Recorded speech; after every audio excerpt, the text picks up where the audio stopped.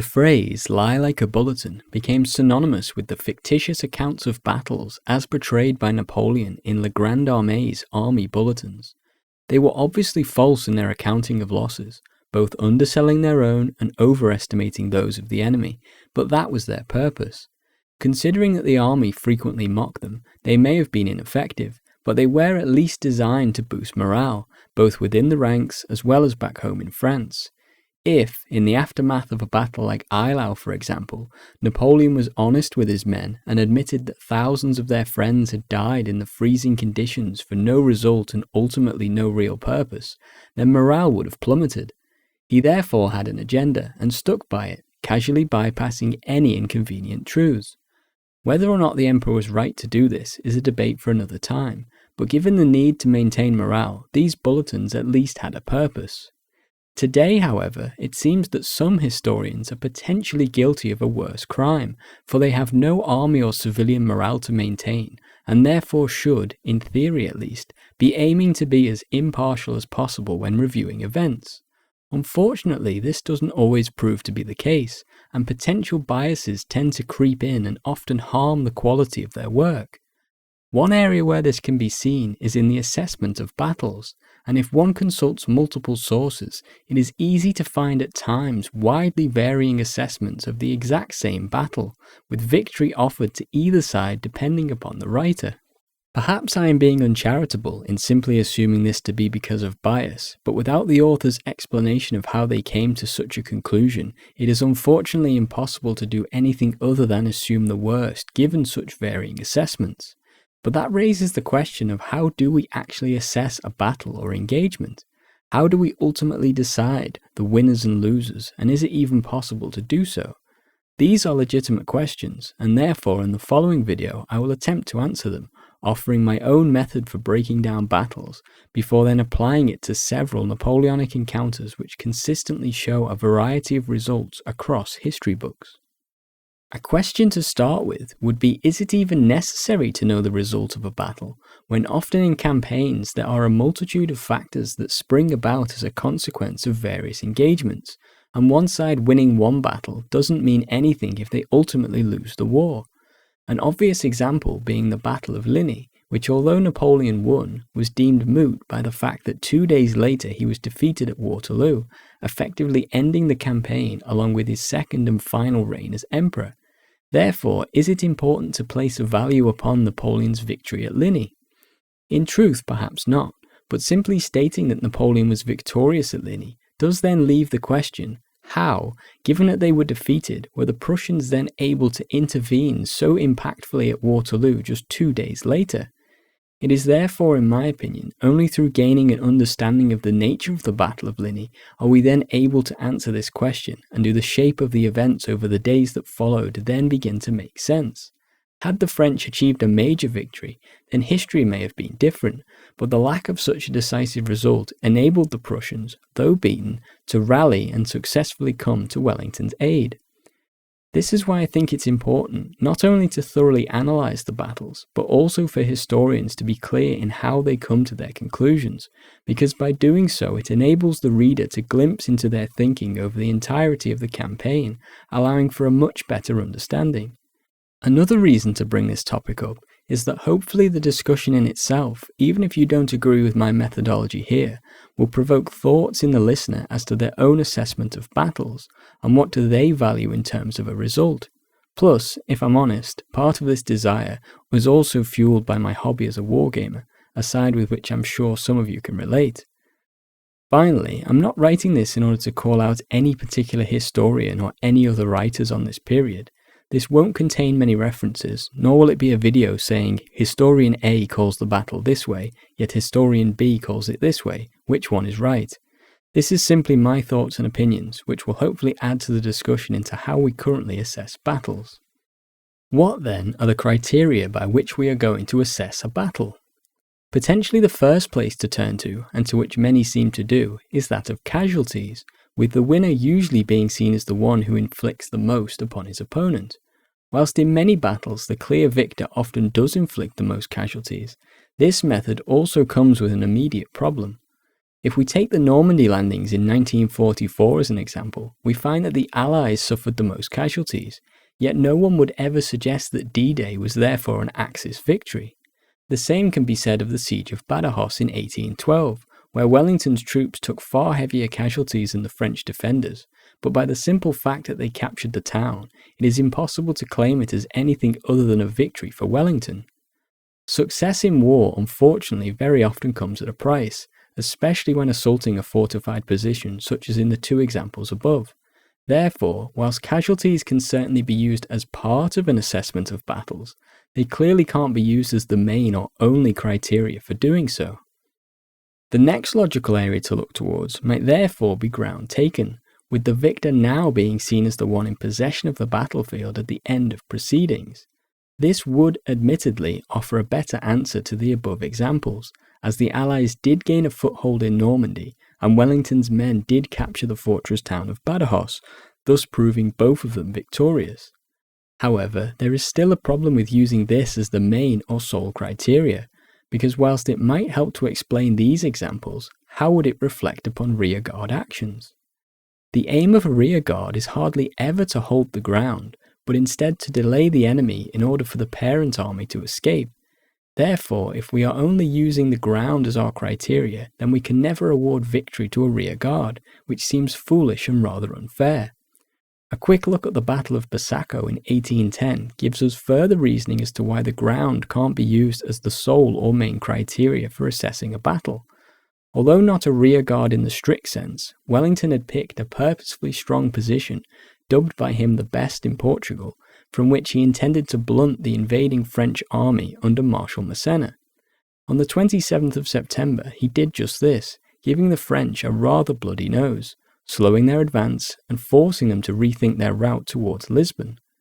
Although Massena then marched his army north and outflanked Wellington's position, thus forcing him to retreat, there is no way that the encounter on the 27th was anything other than a defeat for the French. What then is the answer?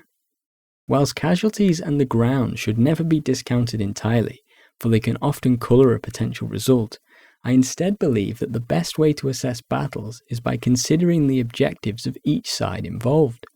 By this, I don't simply mean points or locations upon the map, although they certainly could be these things, as was the case with Badajoz. But by objectives, I mean the aims and goals with which each side hoped to achieve from the upcoming action.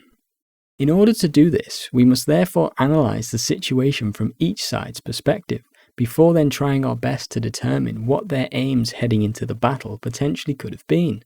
With this done, we can then look at the battle and figure out if they were able to achieve their objectives and to what degree, before then comparing and contrasting with their opponent in order to figure out the result of the action. As can be imagined, at times this can be difficult to do, and certainly when these goals aren't immediately clear, it can often wander into the realm of subjectivity and speculation. I personally think that this can be a fun area of history, because this is where the heart of the debate can often lie, but it is also why clarity in the methodology used is so important. Therefore, to test this method, we will take a look at a few examples, many of which are frequently given different results depending upon the writer. The purpose of this video is not to look in depth at any of these battles, that will come in the future, but merely to offer some thoughts and opinions showcasing the method. Also, as a small side note, during this period it can be extremely confusing when using the term Allied army, because, for example at Austerlitz, the Allied army was the Austro-Russian alliance, yet in 1812 it was Napoleon who commanded an Allied army against the Russians. When dealing with the individual campaigns, this is rarely an issue, as it is usually obvious as to which side the term refers, but for clarity in this video, I am simply going to use the main nation involved as the named army and avoid the term allies.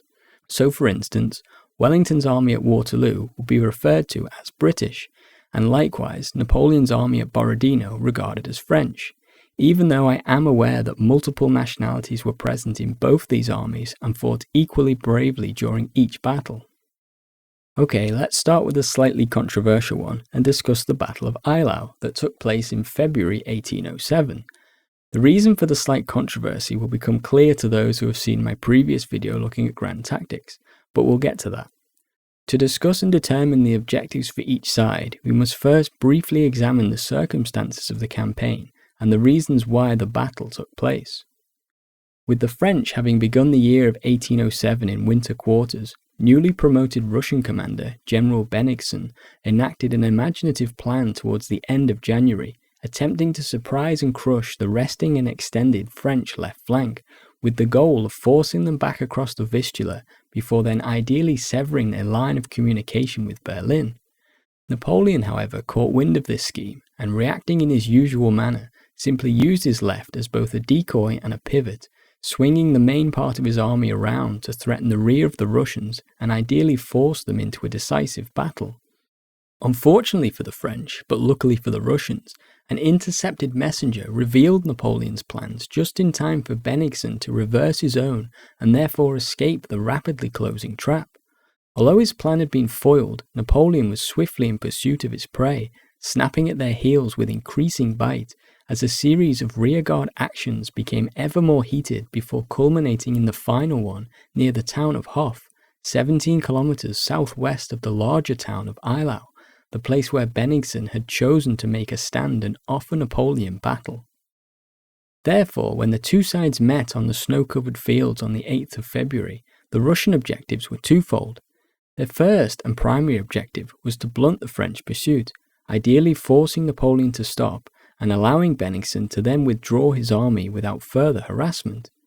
However, if the result of the battle exceeded expectations, then they were prepared to resume the offensive and they themselves become the pursuer. From the French perspective, things were again fairly simple. Although Bennigsen had barely escaped the trap, Napoleon now had the main Russian army before him and a chance to destroy it, thus potentially ending the campaign and hopefully the war with a single decisive engagement.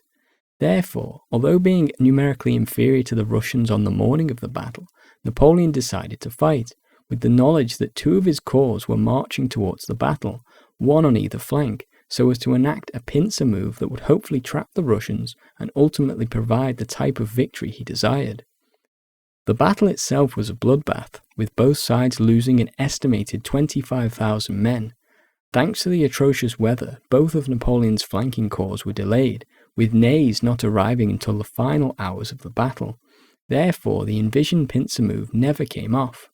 The Russians had at times tried to press their numerical advantage, but Napoleon's skill had kept them off balance, even forcing them back until their own reinforcements arrived to restore order, ending the battle with both armies in their original positions, but now with a tragic scene of death littered in the space between them. The Russians, low on supplies, pulled back in the night, and Napoleon in the army bulletin next morning therefore hailed the battle as a victory for the French. But Marshal Ney, in a more somber mood, and upon seeing the horrific state of the battlefield, famously commented, "Such carnage, and for no result." The Marshal therefore judged the contest drawn, and I'd say that most historians tend to agree with this assessment, and I even felt the same in my previous video. However, upon more research and reflection when writing this section, I actually think that I find myself leaning towards an extremely minor Russian victory, and therefore a defeat for Napoleon. I say this because the reason that Bennigsen stood his ground was to blunt the French advance. But although he had escaped the initial trap, the French were snapping at his heels, and if he didn't choose to stand at Eylau, then he most likely would have been forced to do battle in a potentially much worse position later on. Therefore, his primary aim in offering battle was simply to stop the French pursuit. He may have also had ideas of crushing the French, beating Bonaparte, and possibly even retaking the strategic offensive afterwards, but his primary goal was definitely to simply secure his retreat, which he achieved. Although the French did resume the pursuit, it lacked the vigour and enthusiasm that it had prior to the battle, mainly due to damage sustained as well as the worsening weather. Murat was at once launched after the enemy, but his cavalry, broken and exhausted by their exertions of the previous day, were in no condition to carry on a pursuit after the heart of their leader. It may be said that they followed rather than pursued. The French had therefore achieved none of their objectives, whilst the Russians, albeit by the slimmest of margins, had managed to get away and retreat fairly unmolested. These factors, to my mind, therefore mark the encounter as a Russian minor victory, though given the sheer cost of life that it took to achieve, The minor part probably can't be stressed enough. Despite this change in my thinking as regards the overall result, I do still stand by much of what I said in the Grand Tactics video about Napoleon's own performance during the battle. He completely outgeneraled Bennigsen and made multiple brave decisions, which only the weather prevented from being turned into a brilliant French victory. Although failure to recall Ney earlier absolutely can be laid at his feet, Napoleon probably still did enough to deserve to win, but the weather proved beyond even his control, and its impact can't be ignored. No matter how impressive the Emperor's display was, he still, in my opinion, achieved none of his objectives, whilst the Russians were able to pull away. Therefore he was defeated, if only by the slimmest of margins and due to factors beyond his control. Given how against him Mother Nature seemed to be during this battle, it is also, I think, a testament to Napoleon's skill as a commander that it was only a very minor victory to Bennigsen. Certainly the Russian general did himself no favours, and perhaps a more able commander would have pressed harder on Napoleon's weak centre, but the Emperor's various gambits, particularly unleashing the entire reserve cavalry, added doubt into Bennigsen's mind, and seemed to even swing the battle at one point in the French's favour. Unfortunately, however, some battles simply aren't winnable, at times due to factors beyond the control of either commander, and in my opinion for Napoleon, Eylau turned out to be one of those occasions.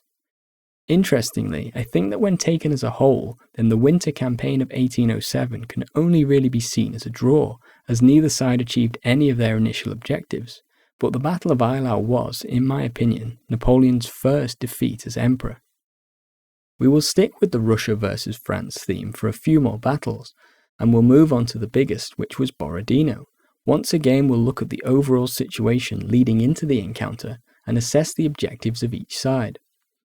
Having crossed the Niemen in June with the idea of defeating the Russian armies as close to the border as possible, the campaign of 1812 immediately proved frustrating for Napoleon, as the Russians simply withdrew before him, offering no chance of the decisive battle that he so desired. An encounter at Smolensk had initially offered some hope, but ultimately the Russians had once again been able to resume their retreat, giving Napoleon the city along with a dilemma of whether to continue the pursuit or to settle down for winter quarters. There is no room to discuss that decision here, but ultimately Napoleon decided to follow the Russians and march upon Moscow. The value that Napoleon placed upon the capture of the enemy's capital is often overestimated in my opinion, as it rarely in any of his campaigns compelled the enemy to capitulate or even negotiate. For example, his occupation of Vienna in both 1805 and 1809 failed to end either war, nor did his capture of Berlin in 1806. Despite this, the loss of a capital was without doubt a blow to the morale of the host nation, and these large towns often contained valuable supplies, and therefore Moscow certainly held some level of significance for Napoleon, but I believe that his main aim was always the destruction of the enemy army, and it was no different in this campaign. From the Russian perspective, although disliking having to surrender so much of their country to the invading French, their main army was still intact, but with Moscow rapidly approaching, they too had a decision to make. Do they make a stand in defense of their sacred city, or do they continue their retreat and deny Napoleon the chance to fight? The newly arrived commander, General Kutuzov, favoured the latter, and had little interest in facing Napoleon in a pitched battle, but he knew that both his Tsar and the army would never forgive him if he ceded the ancient city without a fight. Therefore, the decision was made to find suitable ground to stage a defensive battle, and the position near the village of Borodino was chosen as the place to stand and the men ordered to dig in. It seems then that the Russians' main aim in fighting Borodino was to defend Moscow, to halt the French advance and ideally inflict such a blow that it forced the French to retreat. Unlike with Eylau, this was not an attempt to get the enemy off their backs, as they were comfortably ahead of the French army, and although their rearguard had seen some fierce actions in the lead up to the main battle, this seems only to have taken place because the army had slowed in order to assess and take up several positions before finally deciding upon the one at Borodino. On the opposite side, Napoleon's objectives were very similar to those at Eylau, but with one addition. He once again had his chance to gain the decisive victory that he longed for, and this was certainly his first and most important aim. But he also had an eye on the capture of Moscow, for the mixture of its prestige, presumed wealth of supplies, and potentially as winter quarters for his tiring men. Ideally, if he was able to convincingly crush the Russian army and then march into Moscow, he surely hoped that this would be enough to compel the Tsar to negotiate a peace and end the campaign. In actuality, the battle itself was once again another slaughter, with even higher casualties than Eylau. Both sides suffered dreadfully, but it was the Russians who came off worse, with their main line being broken by battle's end and the major redoubts all being captured by the French. Despite this, the following day, the Russians were able to retreat in some order, and although they were now forced to surrender Moscow, which the French occupied a week after the battle, they at least managed to get the remnants of their army to safety without further conflict. However, playing rear guard and securing a retreat was never the objective for Kutuzov's men, and their decision to stand and fight was clearly motivated by the aim of achieving much more than that. Therefore, from the Russian perspective, having failed to halt the French and having been forced to cede the road to Moscow, despite Kutuzov's claims to the contrary, it is difficult to look at Borodino as anything other than a defeat. With the Russians doing so poorly, can the French therefore claim a victory? I think the answer is yes, they definitely can, but it is no more than a minor one. Their primary aim was clearly the destruction of the Russian army, and whilst they certainly damaged it, the fact that Kutuzov was able to retreat in relative safety and then reform his forces south of Moscow a few weeks later proves that the French had failed in this regard.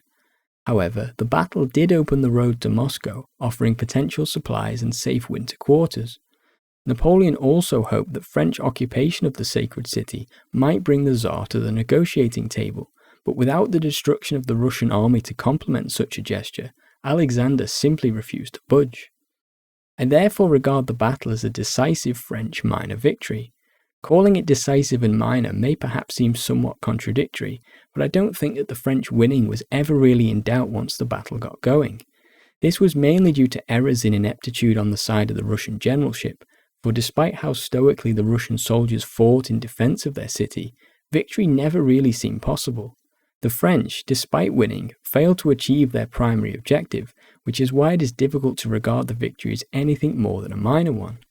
In truth, Borodino probably should have been a major French victory, for all the aspects were in place for it to happen, but Napoleon's performance was almost the complete opposite to that at Eylau.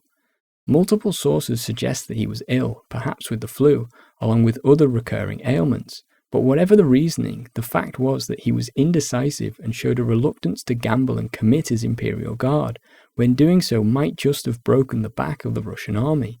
He therefore unfortunately probably let slip his one chance for the decisive victory he so craved. Why is the emperor in the rear of the army? If he is no longer a general, then he should go back to the Tuileries and let us be generals for him.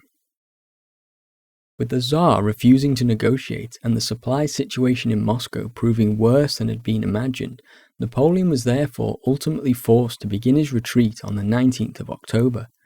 Initially his army took a route further to the south, but plagued by indecision once again, the emperor reversed his plans and returned the army north, and then back along the Smolensk to Moscow road by which they came, crossing the battlefield of Borodino, which had remained weeks later littered with decaying corpses. Hampered by Cossacks and a rapidly closing winter, the French army began to disintegrate, and although they managed to make it back to Smolensk, they had already lost more than half of the men who had set out from Moscow. Even with these reduced numbers, the supply situation in Smolensk proved inadequate, and although Napoleon had initially hoped to remain here to reform his army for a fresh campaign in the following spring, it would prove impossible, and the retreat therefore continued.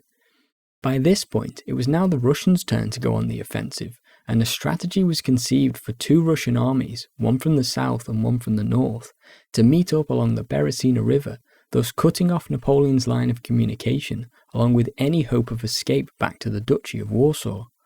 To ensure that the French army not only walked into this trap, but to also cement its destruction once it did, General Kutuzov was set to harry and harass them as much as possible. Unfortunately for the Russians, Kutuzov's pursuit proved sluggish, and he remained reluctant to engage Napoleon in battle. His fear of him was proven at a clash near the town of Krasny, where he attempted to cut off elements of the retreating French. For a while things went well for the Russians, but finally waking from his indecisive slumber, Napoleon ordered the guard into action, and although they suffered heavy casualties, they pried the road open, ensuring that the retreat could continue, and all but confirming Kutuzov's belief that both the emperor and his army were still much stronger than they actually were. Although rearguard actions were constant, with Marshal Ney in particular deservedly earning the title Bravest of the Brave for his exploits during many of these, by the 19th of November the French army had finally reached the town of Orsha, though bad news awaited them. 3 days prior to their arrival, Napoleon received the report that Minsk had fallen, whilst he was already aware that Polotsk in the north had fallen to the Russians a week or so earlier. He now recognized the Russian master plan, and realized that he was in a race to get to the Berezina and the town of Borisov before the enemy could cut him off. However, before the French were even able to leave Orsha, the Russians had already won, capturing the town of Borisov, and despite its recapture by Borodino's corps 2 days later, in their retreat to the western bank, the Russians destroyed the only bridge. In most years, this would not have been a problem for the French, for usually at this time the Berezina would be frozen to such a degree that even artillery would be able to cross it. But in 1812, a sudden rise in the temperature the week prior to Napoleon's arrival had seen the river thaw. Now, not only had the ice melted, but the river itself had burst its banks, making it an even more difficult obstacle than it otherwise would have been. The situation appeared almost hopeless, but just when Napoleon was considering the possibility of having to fight his way north in order to find another crossing point, he was finally offered a glimmer of hope. A messenger arrived saying that he had found a ford near the small village of Studienka, a dozen miles north of Borisov, and although not large enough to allow the entire army to cross, it would enable a small force to cross and act as protection whilst the engineers constructed a bridge. Buoyed by the news, on the 25th of November, the emperor once again found his fighting spirit and arranged for a series of diversions to lure the Russians away from this ford, whilst his engineers, led by General Elb, began the bridge building. Therefore, if we pause and look into what each army's main objectives were at this point heading into the engagement, they were in fact relatively obvious. Napoleon, facing 3 separate armies, needed to escape the rapidly closing trap and get as much of his army across the river, whilst if possible also keeping what was left of its fighting strength intact. For the Russians, they now had before them a golden opportunity to trap and completely destroy the remnants of Napoleon's army. The battle is far too complicated to go into detail here, but essentially the French were able to construct 2 bridges by which the bulk of their fighting force was able to cross the river.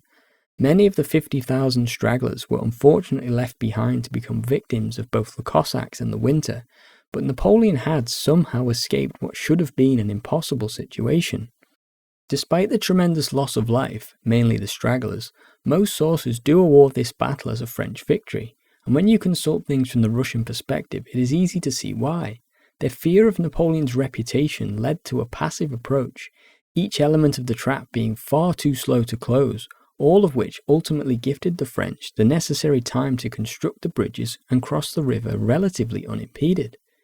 In fact, by the end of the 27th, the only functional part of the French army remaining on the eastern bank was Victor's corps, acting as rear guard, and had Napoleon actually departed on the morning of the 28th, then I actually think that this could legitimately be considered a major victory for him. However, this decision would have meant leaving the majority of the stragglers behind, and as much as people may criticize Napoleon for never caring about his men, on the 28th he actually moved fighting men back across the river to form a stronger rear guard and to therefore keep the bridges open to the stragglers throughout the 28th. Unfortunately, by this point, the Russians had finally realized the error of their ways and began to press the rear guard much more vigorously, and at one point managed to get artillery in range of the bridges and began to shell those poor souls still trying to cross. Realizing that the trap was finally closing, Napoleon therefore ordered his rear guard to cross during the night of the 28th, and the following morning the bridges were burnt and the retreat west began once again. Although they had escaped the trap, the fighting on the 28th meant that the French army suffered more casualties than it probably needed to, and although about 40,000 men had made it across, only about 15,000 of these were of any fighting value. Therefore, it is difficult to regard this as a major French victory, but given the circumstances they faced, perhaps it does deserve to sit somewhere between a major and minor victory. Moving away from Napoleon and Russia, we'll finish with two battles involving Marshal Ney and the Duke of Wellington. The first was only really a skirmish, as part of a rearguard action conducted by the French when retreating out of Portugal in 1811, but let's first discuss the circumstances by which it came to take place. The French army under Marshal Massena had marched across the border the previous year, and although repulsed at Busaco, they eventually forced Wellington's army back upon Lisbon.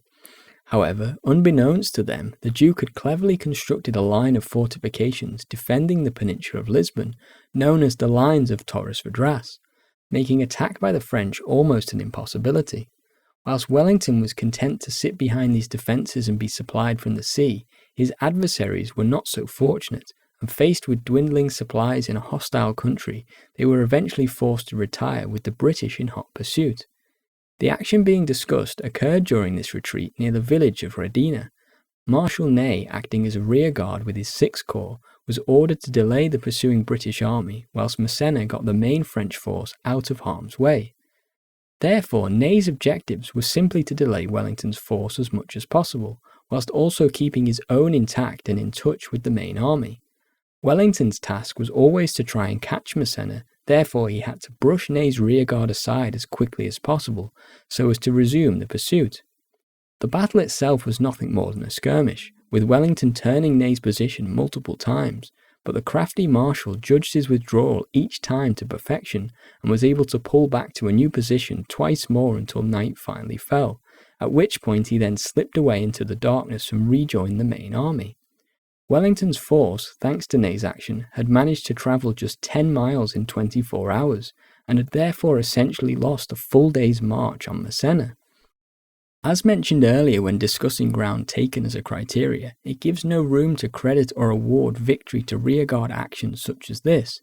Ney's exploits clearly bought time for Massena to get away, whilst also delaying the British. Therefore the result is, to my mind, a clear French victory. With it being a skirmish, it can hardly be anything major, but it was certainly a successful battle for the French. The French suffered 227 casualties and the Allies 205, but Ney had achieved his objectives.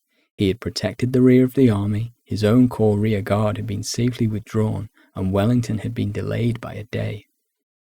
Much like with Napoleon at Eylau, I don't think that viewing this as a defeat for Wellington does anything to diminish either his reputation or his ability. He was unsure as to the size of Ney's force, and he also knew of a French column marching to his right. Therefore, waiting to gather his forces before committing to an action was sensible. Even once the skirmish began, he outflanked and turned Ney's position twice, and he even managed to inflict more casualties despite being the attacker. However, it seems that even before Russia, Ney was already a master of these rearguard actions, and the timing of his retreats to each position was perfect, delaying as long as possible, yet always ensuring that he could escape. We will finish with another Ney versus Wellington battle, and perhaps the most controversial engagement listed here, taking place during the Waterloo campaign of 1815. Having returned from exile and reclaimed his throne, Napoleon was faced with war on multiple fronts, against the same old enemies. Deciding to first tackle the forces of Wellington and Blucher massing in Belgium, Napoleon began to form up his army in that sector. Choosing to strike at Charleroi, it being the point at which the Prussian and British armies were supposed to be joined, Napoleon's plan was simple: to keep apart and then defeat each army in detail, whilst under no circumstances was to allow Wellington and Blucher to unite, for together their armies would outnumber his own by nearly 2-1. Having achieved his initial aim of punching through the front line, crossing the Sambre and placing himself between both armies on the 15th of June, the prospect of a major battle the next day loomed.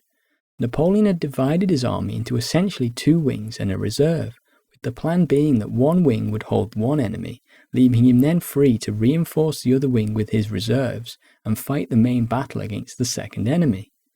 On the morning of the 16th, Napoleon expected that Blucher would flee before him, and that therefore any major engagement would be against Wellington. He consequently ordered Grouchy with the right wing to attack and pin any Russians before him, whilst he would march with the reserve to support Ney, who was to drive all before him and potentially even march upon Brussels if resistance proved minimal. Essentially, Napoleon was therefore still sticking to his plan of keeping his enemies divided and ensuring that he remained between them. However, by midday, events had soon forced the emperor to adjust. Blucher had defied expectations and was instead holding a position around the village of Ligny. Therefore, Napoleon, upon realizing that this was not simply a rearguard ahead of him, but in fact the main Prussian army, switched his operations and decided that Grouchy with the right wing would fight the main battle, whilst Ney on the left would instead become the flank guard. We can therefore now assess the situation and objectives of Marshal Ney as he arrived at the position of Quatre Bras, though this is immediately where the controversy tends to creep in. The crossroads which the position is named after are the first thing to be discussed. Although they were mentioned in the orders that Ney received at the start of the day, these were written at the time when Napoleon believed that the left wing would be the main theatre, and he himself planned on marching up the Neuville-Namur road in order to link up with Ney's force. Therefore, occupying the position of Quatre Bras, the point at which their two roads joined, was a natural one. However, by the time of the battle itself, the situation had reversed, and Ney's wing was now merely the flank guard, and therefore the crossroads themselves no longer held any immediate importance. Instead, Ney's job was to prevent Wellington from linking up with Blucher, so as to allow Napoleon essentially a free swing at the Prussian army. Napoleon, in his orders and conception of the Battle of Ligny, also desired Ney to send troops down the Neuville-Namur road so as to fall upon and crush the Prussian right wing, and thereby ensure the destruction of Blucher's army. Therefore, Ney's objectives at Quatre Bras were firstly and most importantly to pin Wellington and prevent him from supporting Blucher. Secondly, if he was able, he was to detach troops in order to support Napoleon at Ligny and ensure that the defeat of the Prussians was as conclusive as possible. If we switch to Wellington's perspective, we can now establish what his objectives for the battle were, as well as discussing the reasons why. Wellington, after arriving at the position of Quatre Bras around 10 a.m. on the 16th, deemed that all was well, and therefore rode down to meet Blucher at the windmill at Bray. From here they witnessed a considerable French force massing before them, and after Blucher had declared his intention to stand his ground, Wellington promised that he would offer him support, provided that he himself was not engaged. Therefore, upon returning to his own battlefield, Wellington's objectives were now clear. Having seen that the main French force was lining up to face the Prussians, and well aware that he couldn't allow Blucher to face Napoleon alone, he had to therefore drive any force that he faced before him and provide support for his ally. This means that, like Ney, the crossroads themselves held no real objective value for Wellington, because simply holding his ground at Quatre Bras would leave Blucher to face Napoleon alone. Their insignificance is further proven by the simple fact that the following day, upon receiving news of Blucher's defeat at Ligny, Wellington immediately and wisely withdraws, surrendering the supposed vital crossroads. The Battle of Quatre Bras itself was a back-and-forth affair, with Ney initially holding the numerical advantage and pressing Wellington back. The Duke, however, skillfully employed his timely reinforcements, and once the numerical advantage swung in his direction, he ordered a counterattack which forced the French back, the battle ending with each army essentially in their original positions. Although pushed back to his morning outposts, Ney had achieved his primary objective and kept Wellington's much larger force in check and crucially apart from Blucher for the entire day, all with the use of no more than a single corps as well as a brigade of heavy cavalry. Wellington, on the other hand, had failed to drive Ney sufficiently back, and he had therefore failed to aid his ally at Ligny, with the result that Blucher fought Napoleon unsupported and was convincingly beaten. Looked at in these simple terms, Quatre Bras is therefore a clear French victory, and I do regard it as such, though when examined closer it is difficult to convincingly call it a major victory. In fact, in spite of the result, I actually think that the battle is extremely interesting because it shines very different lights on each of the commanders. Starting with Marshal Ney, although he is to my mind victorious, due to miscommunications as well as his own hot-headed nature, he remained blissfully unaware that he was merely the flank guard, and he therefore conducted the battle hell-bent on trying to push Wellington off the position. This was also the reason that he muddied the waters in recalling d'Erlon's corps from their march on Ligny. Had he left them alone, or more accurately had d'Erlon followed his emperor's rather than his marshal's orders, then the subsequent Prussian retreat from that battle might have been much more troublesome. Therefore, bizarrely, although he in my opinion clearly achieves his objective and thus wins the battle, in his own mind Quatre Bras probably felt like a loss. Turning to Wellington, although he himself chalks the battle down in his dispatches as a victory, as somehow do some historians, many seem to regard the encounter as a stalemate. Both of these views are held, I believe, because of an obsession with the crossroads being viewed as the primary objective for both sides. Admittedly, this view isn't helped by Ney, unaware as to his real role, insistently trying to force the position throughout much of the day. Despite it definitely in my opinion being a defeat for the Duke, he actually performs admirably on the day of the battle, rallying his lines and placing his reinforcements in the correct positions to keep the line steady, before then eventually launching his own successful offensive late in the day. The problem he faced was that, considering his objective was to drive Ney back and then link up with Blucher, given the number of troops at his disposal, this was a complete impossibility. This doesn't mean, however, that helping Blucher therefore can't be considered as objectives, because in the context of the campaign, and as was proven, simply holding his position was not enough to prevent Blucher from being beaten. It was merely fortune and French mistakes that prevented Ligny from being a complete Prussian rout. If that had happened, then Wellington would never have been able to hold at Waterloo, and the entire campaign would have been completely different. The Battle of Quatre Bras was therefore simply unwinnable from Wellington's perspective, but the factors that made it that way were of the Duke's own doing the previous day. Had he reacted quicker and with more decision to the news of Napoleon's crossing at Charleroi, then he would have had a much larger force present at Quatre Bras, enabling him a stronger chance of achieving his objectives. But that is a whole other can of worms and a discussion for another day. I suppose that one line of questioning as regards to my conclusion here would be that, because Ney viewed the capture of the position, and thus the crossroads, as important, does that not make it his primary objective, regardless of what the overall intention of Napoleon was? I suppose it is possible to view things this way, but I personally don't, as I feel that battles don't happen inside a vacuum, and therefore the objectives have to be established within the context of the entire campaign. This is why I view Ney's objective as pinning Wellington, whether he realised it or not.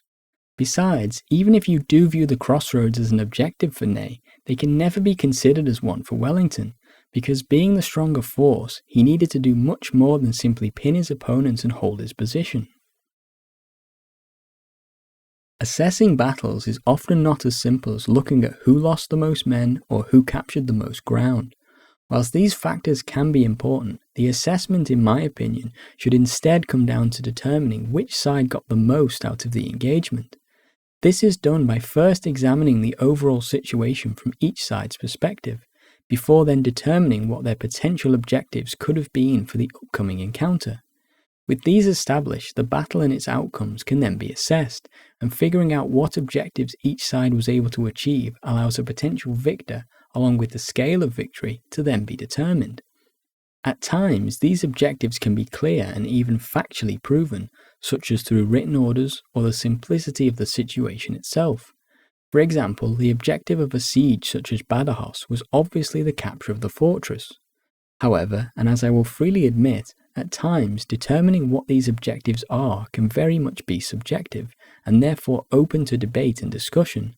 This is why I feel it paramount to not only dig as deep as possible into the surrounding context of a campaign to which a battle is attached, but to also be clear and open in the reasoning when doing so.